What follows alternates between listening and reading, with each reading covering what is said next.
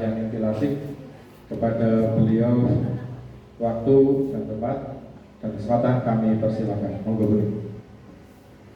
Bismillahirrahmanirrahim. Assalamualaikum warahmatullahi wabarakatuh. Waalaikumsalam warahmatullahi wabarakatuh. Kepada Bapak Kaiti selaku mentor di dewan kami, yang kami hormati, kemudian kepada teman-temanku semua peserta orientasi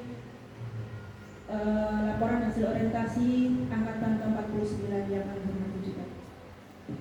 Pertama-tama marilah kita memanjatkan puja dan puji syukur kehadirat Allah Subhanahu wa taala yang telah melimpahkan rahmat, taufik, hidayah dan inayahnya kepada kita semua sehingga acara orientasi ini mudah-mudahan berjalan dengan lancar dan sesuai dengan target yang kami harapkan. Salawat serta salam senantiasa tercurah kepada Nabi Agung Muhammad SAW. Semoga segala syafaat-syafaatnya sampai kepada kita semua selaku umatnya. Amin. Sebelum saya memaparkan dari hasil presentasi kami, yaitu kami mengambil judul penerapan metode SAS struktura analisa sintesa berbantuan media kartu huruf untuk meningkatkan kemampuan membaca pada mata pelajaran bahasa Indonesia bagi siswa kelas 1 SDN 02 Peken, Kecamatan Comal.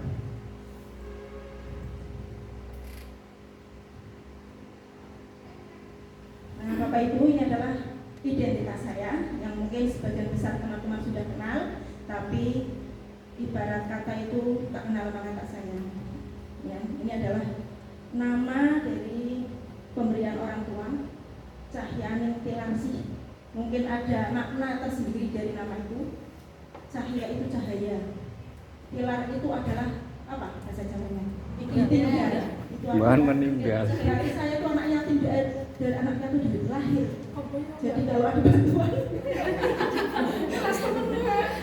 itu adalah sedikit dari nama, ya. Kemudian instansi saya mengajar itu SDN 02 Peken, kemudian alamat juga bisa Peken.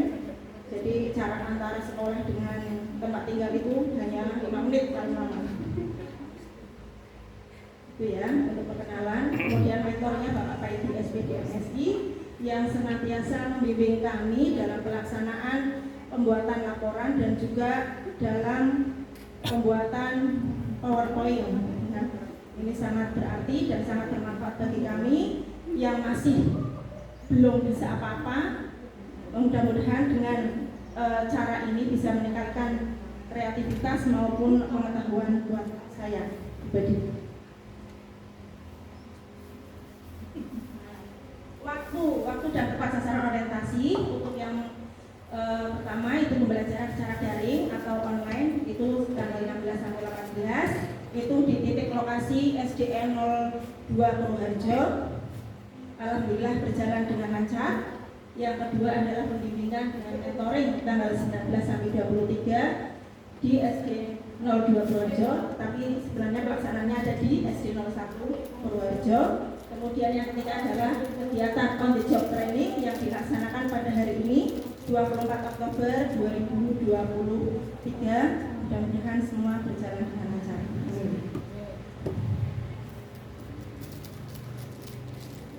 Ini adalah profil sekolah saya yang dimana tempat ini dari pertama saya mengajar, dari ngabdi, dari nol itu di sini tidak pindah-pindah kemana.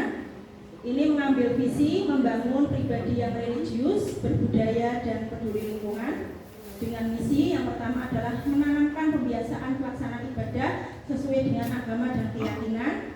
Yang kedua adalah membiasakan tertib dalam adab dan disiplin, dan yang ketiga adalah menumbuhkan minat dan bakat peserta didik.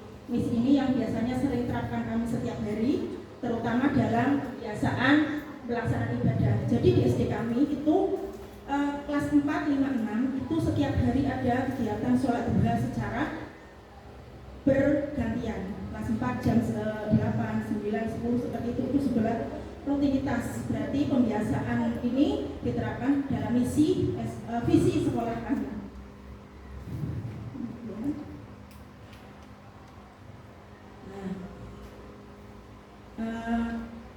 PowerPoint yang saya buat memang singkat, tapi mudah-mudahan dengan singkat ini bisa memecahkan sebuah masalah yang ada dalam sekolah kami. Sebelum timbul masalah ini, sebenarnya latar belakangnya itu banyak sekali, Bu.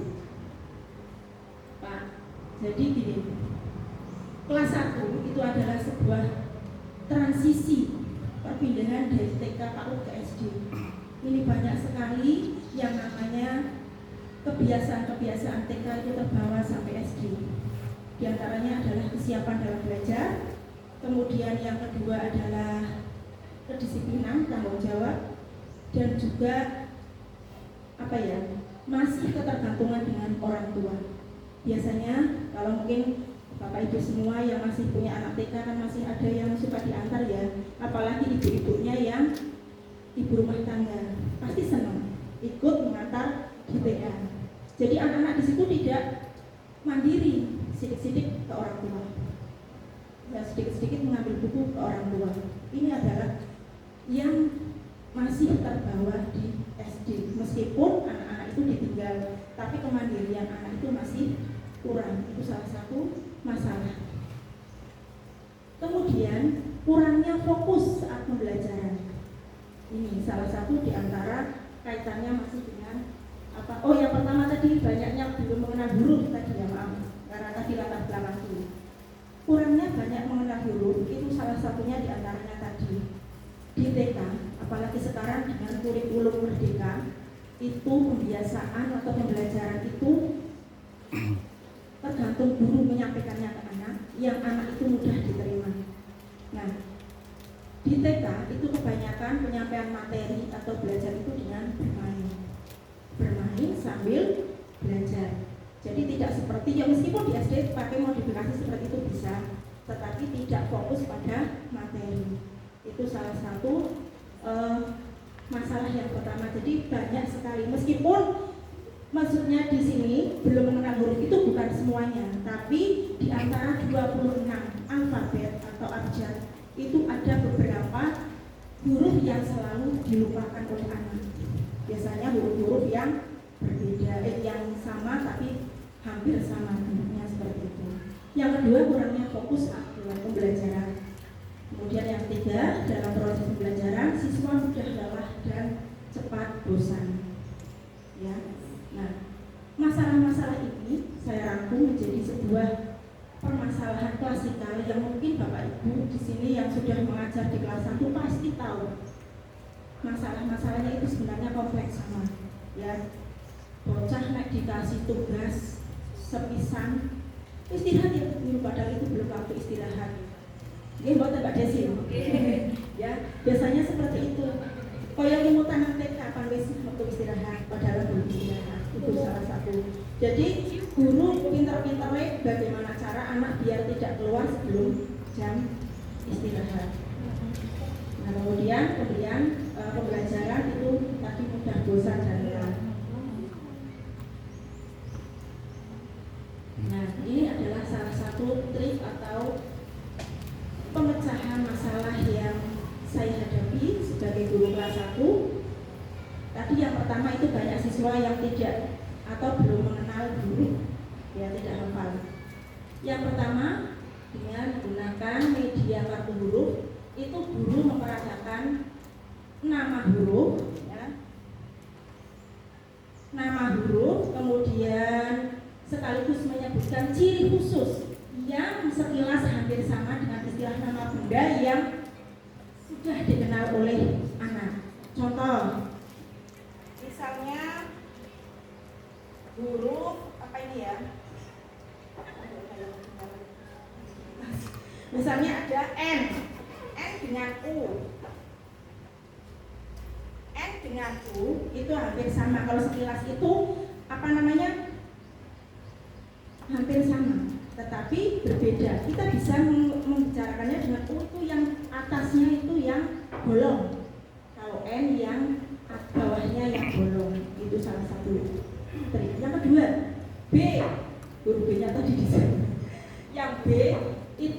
ada, saya bahasanya itu dengan perut Pak, Bu. Perut. Kalau yang perutnya di belakang itu berarti yang B. Ya, itu. Kalau perutnya yang di depan itu berarti D.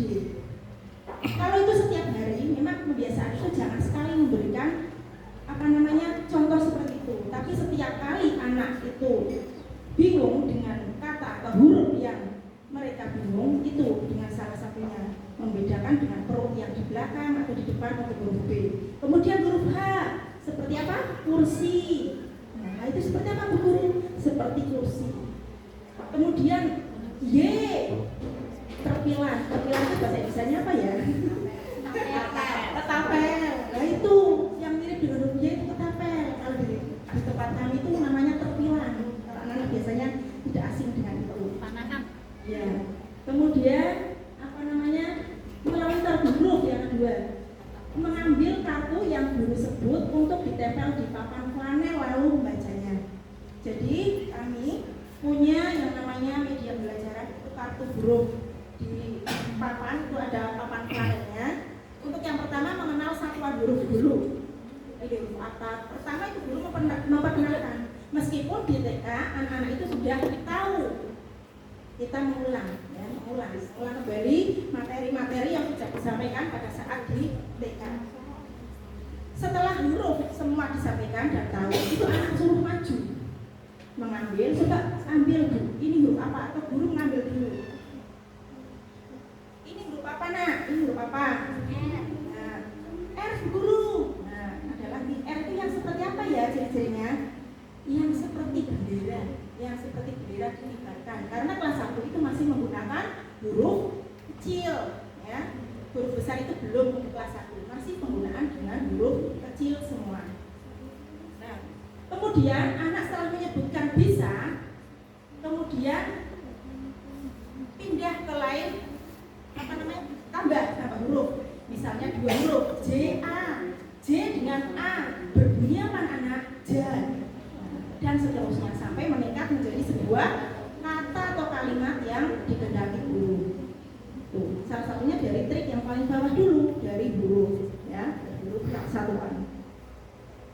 Kemudian yang ketiga, untuk menghilangkan atau memfokuskan anak dalam belajar dengan menggunakan ice breaking atau dengan permainan yang menambah konsentrasi belajar siswa. Ice breaking sekarang banyak sekali Bapak Ibu. Kalau kita memanfaatkan media sosial itu jangan hanya buat status, hanya untuk mencari informasi-informasi yang sekiranya tidak begitu penting, apalagi untuk online shopping itu ya, itu sudah wajar manusiawi. Tapi kita sebagai guru harus mencari ide-ide kreatif untuk menarik pembelajaran siswa. Ice breaking misalnya ini dengan gerakan-gerakan yang membuat anak itu tidak bosan dan jenuh. Ya, kalau sekarang banyak sekali dengan tepuk konsentrasi, boleh dengan tepuk-tepuk, boleh dengan nyanyian. N anak dibaca, nana, N ini, N unu dibaca, itu juga bisa, ya, dengan nyanyian. Ya. Kemudian untuk kita dalam guru, apalagi dengan kurikulum ketiga ini, harus guru mempunyai inovasi atau pembelajaran yang kreatif. Jadi jangan hanya pembelajaran yang konvensional, yang seperti ngulang naik tugas, tidak ada kemajuan dan saya yakin siswa akan bosan. Nah, dengan tayangan video yang masih ada hubungannya dengan materi yang sedang diajarkan, misalnya dengan huruf, setelkan video atau apa yang ada hubungannya dengan materi. Nah, misalnya dongeng. Nah, dongeng di situ kita tahu siapa itu tokoh-tokohnya. Misalnya kancil. Nah, tulisan kancil itu apa saja nak? Gitu ya. Bu guru. Nah, itu juga ada hubungannya dengan materi. Nih. Nah, berikutnya. Nah, ini adalah beberapa dokumentasi kegiatan yang saya lakukan selama orientasi on the job kemarin. Meskipun pembiasaan ini sudah sering, terutama ini ya, yang membaca ini, literasi ini sudah saya terapkan. Bu Sri yang se-SD dengan saya pasti tahu, sebelum masuk berarti pembiasaan anak di luar kelas. Kalau bisa membaca, anak maju masuk ke kelas, ya, masuk ke dalam ruang kelas. Yang belum mundur ke belakang, itu seterusnya. Oh ya, dengan kegiatan dokumentasi ini adalah bentuk bahwa kita itu sudah melakukan sebuah orientasi. Terima kasih atas perhatian Bapak Ibu. Oh, ini kesimpulan Pak, sebentar ya. Oh iya, ini dapat ditarik kesimpulan bahwa penggunaan model dan media pembelajaran yang sesuai dengan karakteristik siswa itu penting. Sebuah kreativitas dan kompetensi penguasaan materi seorang guru juga dalam merancang sebuah pembelajaran. Ya, berarti model dan media itu penting, ya, tidak hanya ngorong-ngorong menyampaikan. Agar timbul rasa minat dan semangat belajar peserta didik itu meningkat. Demikian. Kemudian ini adalah sebuah penutup, ya. Terima kasih. Barangkali ada yang mau bertanya? Dipersilakan kepada Bapak Ibu yang mau bertanya. Monggo. Ya. Perkenalkan dulu, nama saya Normali Hati dari SD 02 Purwosari. Ingin menanyakan tentang penggunaan metode yang Bu Cahyani terapkan di itu. Jadi langkah-langkah penggunaan metode SAS itu yang seperti apa ya? Ya. Terima kasih. Terima kasih. Begini Bapak Ibu, penggunaan metode SAS itu sebenarnya sangat simpel karena metode ini sudah tidak asing lagi. Ini adalah metode belajar yang sudah lama, tetapi ini adalah sangat praktis dan sangat bagus digunakan untuk membaca permulaan di kelas 1. Langkah-langkah yang pertama biasanya kita menggunakan mengenalkan dulu huruf, ya, huruf dari satuan huruf itu dari 26 itu kenalkan dulu, ya. Anak jangan wis ngerti nanti kan tidak disebutkan, harus menyebutkan dulu. Kemudian yang kedua adalah membedakan itu tadi huruf yang hampir sama dengan huruf B dan D tadi seperti tadi itu kita bedakan dulu, baru kita praktekkan ke anak dan kemudian menempelkan di papan panel itu. Itu salah satu langkahnya, sebenarnya simpel tapi prakteknya harus pinter-pinternya dulu dalam menyampaikan ke siswa agar siswa itu bisa muncul dan tahu prakteknya seperti itu. Itu ya, Normali Hati. Ya, terima kasih. Monggo Bapak Mitra. Iya, Bu Nek tadi sudah menyampaikan metode SAS-nya. Kalau bisa kami mohon ditunjukkan pada waktu bentuk permainan huruf. Karena pembelajaran yang dilaksanakan di sini untuk permainan hurufnya itu nanti ditentukan secara klasikal atau kelompok. Secara klasikal. Secara klasikal. Maksudnya seperti ini, Bu Guru menggunakan tebak kata. Ya, tebak kata. Jadi tebak kata kita misalnya bentuknya bulat. Biasa digunakan untuk bermain untuk bermain di lapangan. Bentuknya bulat. Bola, itu menunjukkan Pak. Menunjuk meskipun secara klasikal, tapi Bu Guru menyampaikannya satu itu tadi. Bola lah.